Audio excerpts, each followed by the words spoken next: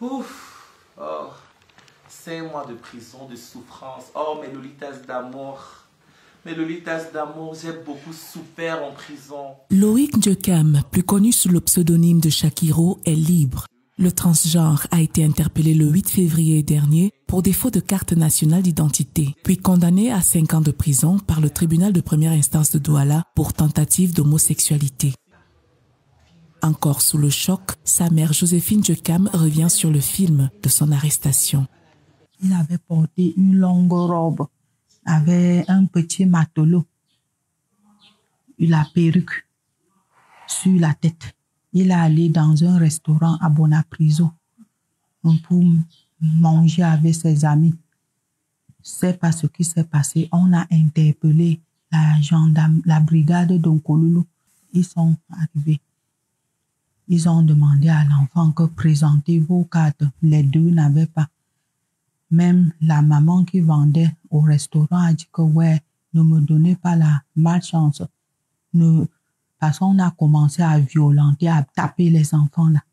Si la joie est à son comble, la psychose l'est encore plus dans cette famille. Le souvenir de leur détention est encore très présent dans les esprits. Shakiro raconte l'horreur vécue en prison par son compagnon Patricia et lui pendant ces 5 derniers mois.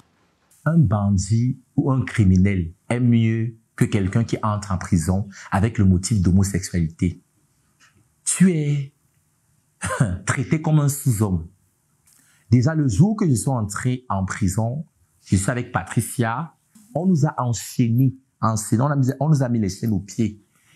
On nous a tapés le même soir, enchaînés avec les cadenas. J'ai beaucoup souffert en prison et j'ai fait 2 jours avec ces chaînes.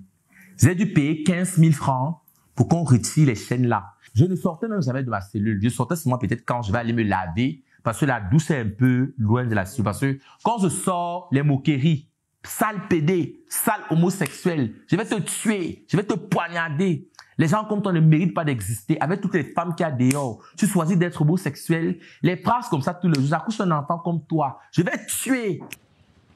Nkwen Hamlet est directeur exécutif de Working for Our Wellbeing, une ONG qui milite pour les droits des LGBT.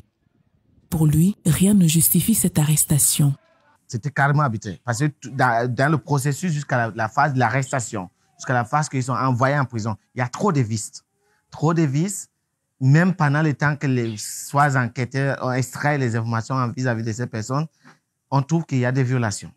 Parce que ces personnes ont énuméré devant le procureur, devant le juge, que, voilà, pendant qu'on voulait extraire ces informations, on m'a giflé, on m'a fait ceci, on m'a fait... Il a expliqué.